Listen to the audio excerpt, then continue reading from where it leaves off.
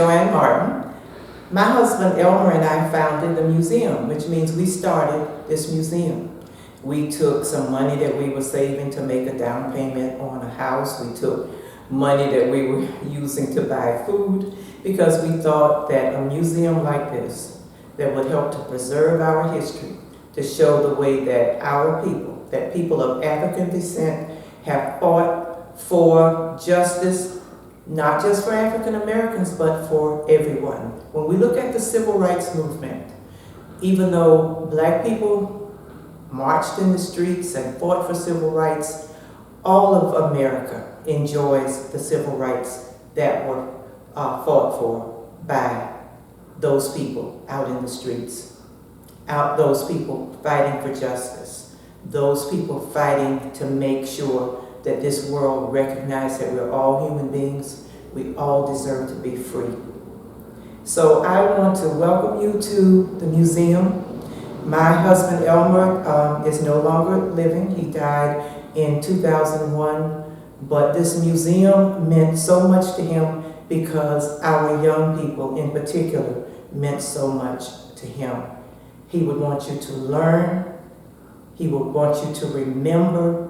He would want you to know that you have the obligation and the privilege to fight for justice, to fight for freedom, and to assure that this United States of America and this world will always be a global nation of people who deserve to be free, who want to be free, and who want to love and respect one another.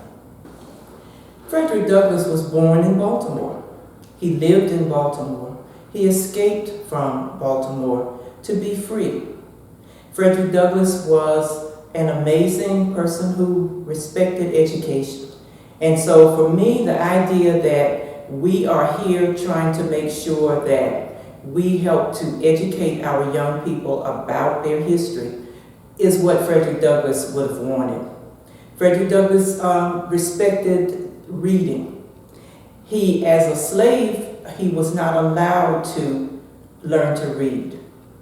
But he used to sneak in as his slave mistress, the woman who owned him, would be teaching her son to read. And he would listen and he would try to pick up some of the words that she was teaching her son. And she saw him one day and said, "Frederick, you don't have to stand over there. Come on over and join us." That was a very dangerous thing to do because as his mistress, as his owner, she could be put in jail. She could be forced to pay a fine. And Frederick Douglass and black people like him who learned to read and write could be killed. But he had a passion for reading, a passion for education. And he saw education and being able to read and write as the same thing as freedom.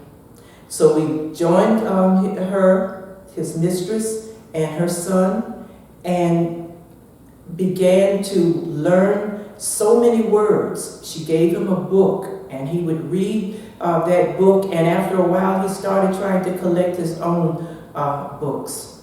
Again, Frederick Douglass, who believed that learning to read and write was freedom. He went on to write books. He went on to start a newspaper called the North Star. He went on to travel around the world preaching and teaching and speaking about freedom, about how no one should be enslaved, and how we needed to fight that whole notion of enslaving human beings.